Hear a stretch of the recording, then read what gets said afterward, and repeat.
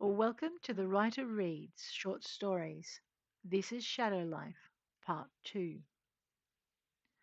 The young man she brought back with her got far more than he'd bargained for. In the aftermath of guilt, conscience, and self loathing, Samantha told me not to worry. She told me that it became easier each time. She assured me it was much easier with practice and much more fun. I didn't know whether to laugh or cry. You'll be much tidier too, she had added, surveying the mess I had made. My hunger sated, I turned my mind once more to the hunt for the vampire from the alley. It took me 3 weeks before I was civilized enough to be allowed out in public. While we waited, Samantha helped me practice weapon drills and taught me the laws they had to live by, the laws I now had to live by. Once I was sure of the plan, I explained it to her.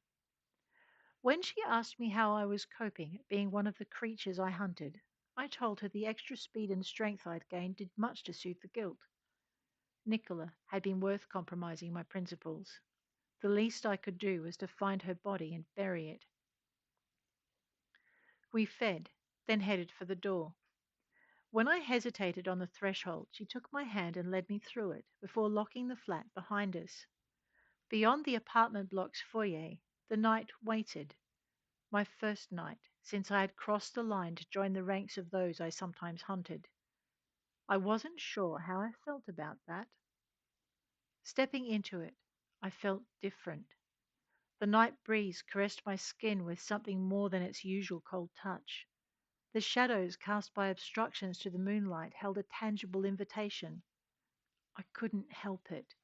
The abilities I'd seen used by others were my own to play with.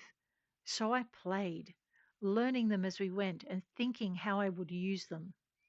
I slipped in and out of the patches of dark, laughing at Samantha's amusement with my behavior, delighting in my ability to astound her. We came too quickly to the alley. The alley mouth was a dark chasm between the heights of the buildings that lined it. Its depths were littered with rubbish and potholes. Now I could see the flashes of red moving within it, the clearest sign of life at night. With a start, I realized I was seeing into the infrared spectrum, and I could not see my lover's killer. I would have entered the alley, but Samantha stopped me. Not now, she whispered, tilting her head to one side. I cannot see or sense him, and it will do us no good to wait. The trail is cold. We should find another piece of ground for our confrontation. Where to, then? I asked. The underground, she answered. The underground was a nightclub set in the bowels of the railway lines running under the central part of the city. It was an exclusive venue that screened its clients with enough thoroughness to make royalty jealous. I wondered how Samantha expected to get me inside. Samantha turned out to be a gold carded member. She was allowed to bring in one uncarded guest a night. She was also in a position to recommend me for the security inspection that would lead to my own membership. And she did. Color me impressed.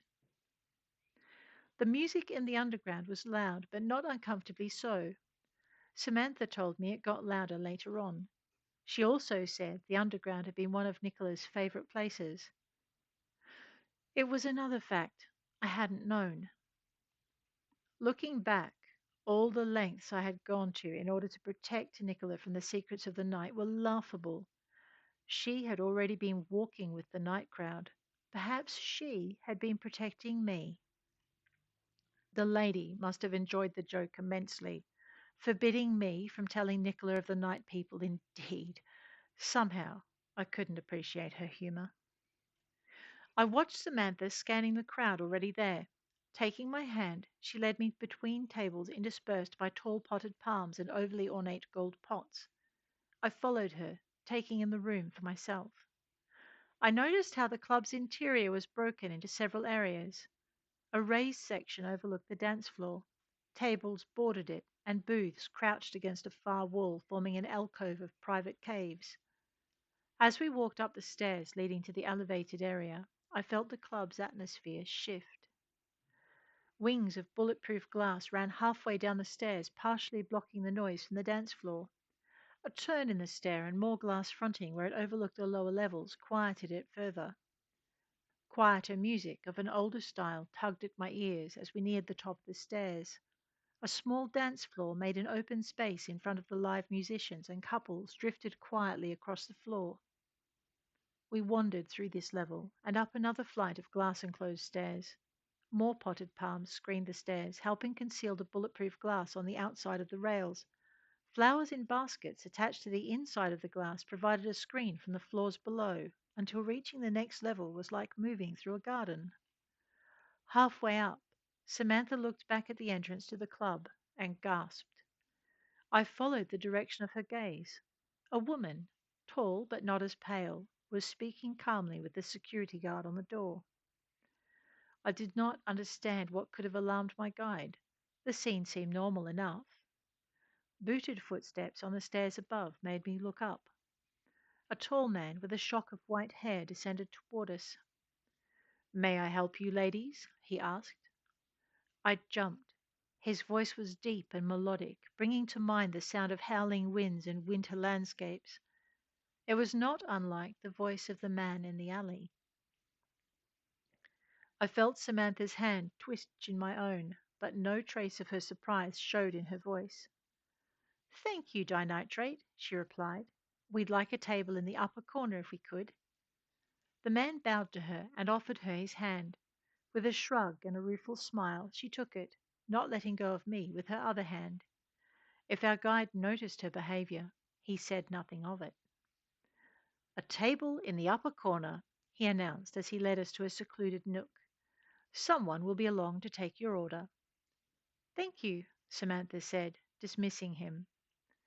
I noticed his lips quirk in hidden amusement and couldn't help feeling a mischievous kinship with him, a secret shared.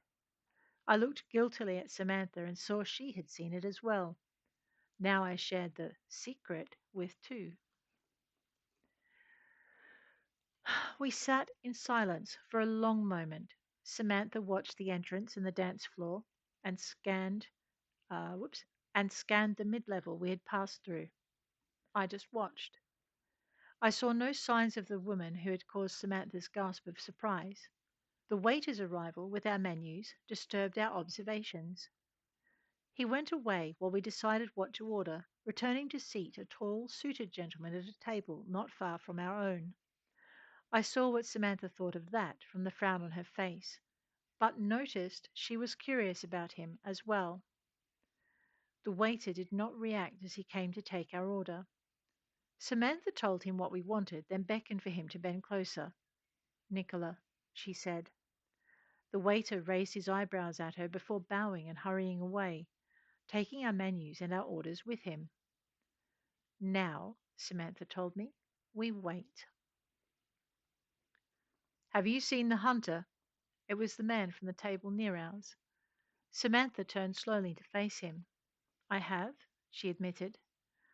"There have been many deaths around the city of late," he said, "all members of our kind." Samantha fixed him with an icy stare. "Mr. Ross," the man said. "My name's Ross. Perhaps you would care to join us?" Ross nodded. "Perhaps I would," he agreed, getting up from his table. Again I watched and listened, letting my eyes explore my surroundings. That was why I saw him, my lover's murderer, as he crossed the dance floor on the mid-level.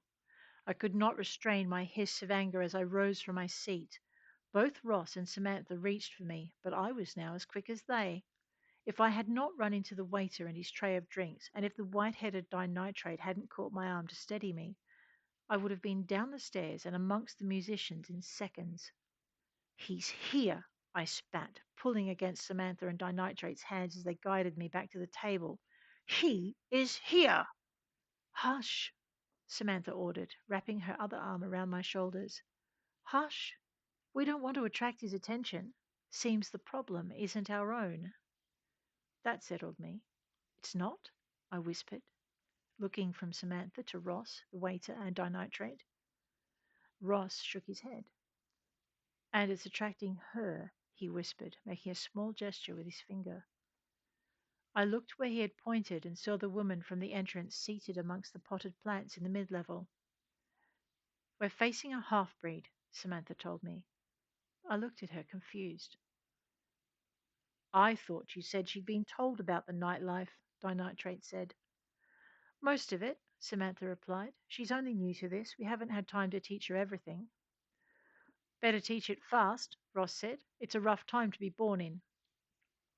I glared from one to the other.